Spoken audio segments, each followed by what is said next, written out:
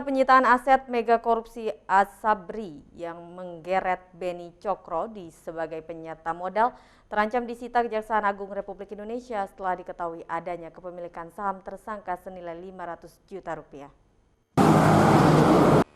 Aset pemerintah daerah Kabupaten Lombok Barat di Pusat Perbelanjaan Lombok City Center atau LCC yang berada di wilayah Kecamatan Narmada terancam disita oleh Kejaksaan Agung Republik Indonesia. Disitanya aset seluas 4,2 hektar ini akibat adanya saham Beni Cokro, tersangka korupsi perusahaan BUMN PT Asabri yang memiliki 5 juta lembar saham senilai 500 juta rupiah di dalam penyertaan modalnya. Kepala Badan Pegawai Keuangan dan Aset Daerah Fauzan Huti membenarkan adanya upaya penyitaan. Pihaknya sementara mengaku masih berupaya mengembalikan aset tersebut seiring berjalannya proses hukum. Sebelumnya, bangunan pusat perbelanjaan yang kini ditutup secara permanen itu merupakan hasil kerja sama Pemda Lombok Barat dengan perusahaan PT Bliss.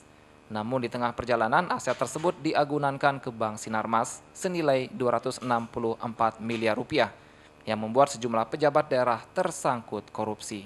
Saya kan juga tidak tahu persis bagaimana perjalanan aset itu diagunkan dan sebagainya gitu.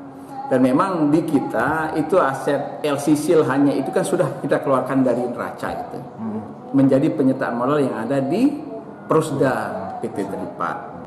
Nah, cuma sampai hari ini kan itu masih berproses hukum dan kedua masih dicari juga proses-proses lainnya.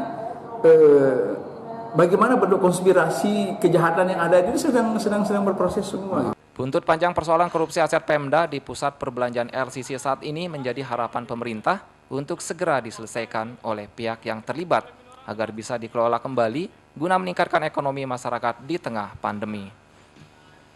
Dari Lombok Barat, Muzakir, iNews memberitakan. Pemirsa, posisi Provinsi NTB dalam daftar perolehan medali sementara Pekan Olahraga Nasional ke-20 Papua terus merangkak naik. NTB berada di posisi 10 dengan perolehan 10 medali emas, 4 perak, dan 2 perunggu. Sprinter asal Lombok Utara lalu Muhammad Zohri berhasil meraih emas dalam final lari 100 meter putra PON Papua 20 tercepat dengan catatan waktu 10,46 detik. Sapu Abdurrahman menyumbangkan medali emas pada nomor lompat jauh putra dengan catatan lompatan sejauh 7,58 meter. Medali emas lainnya dari Aldias Aksal Ismaya dan Inyoman Rajendra yang turun pada cabur balap motor. Terima kasih atas doanya, atas dukungannya, berkat kalian semua, berkat doa kalian semua saya bisa memberikan yang terbaik buat NTB dan KLU. Terima kasih banyak. Terima kasih banyak atas seluruh dukungan dan supportnya, wabil khusus kepada penduduk Nusa Tenggara Barat dan jajaran pemerintah Nusa Tenggara Barat. Terima kasih. Saya di sini ingin membuktikan bahwa usaha keras bisa membuktikan hasil yang maksimal. Sebelumnya medali emas diraih dari cabur panjat tebing pada nomor boulder bergu putri. Keempat atlet tim panjat tebing yang menyumbangkan medali emas pertama tersebut adalah Nurul Ikamah, Anggun Yolanda, Ayu Fatullah, dan Ade Irma Suryani. Medali perak disumbangkan Sudirman Hadi dalam final lari 100 meter putra dengan catatan waktu 10,68. Medali perak juga disumbangkan Rohani dari nomor lompat jauh putri dengan lompatan sejauh 5,79 meter. Ketua Platda PON NTB Mohri Hanapi optimis Provinsi NTB raih 17 medali emas di PON Papua 20. Syukur Alhamdulillah pada saat ini kita sudah mendapatkan 6 medali emas. Saat ini cabang-cabang unggulan NTB masih dipertandingkan. Salah satunya adalah tinju. Kita tentunya berharap dari tinju ini target kita adalah 5 emas. 7 orang petinju kita saat ini masuk semifinal. Cabur menembak sukses memberikan hasil positif pada ajang PON 20 Papua 2021. 2 medali perak digondol sekaligus, Supatmi dan Evi Rusdiani.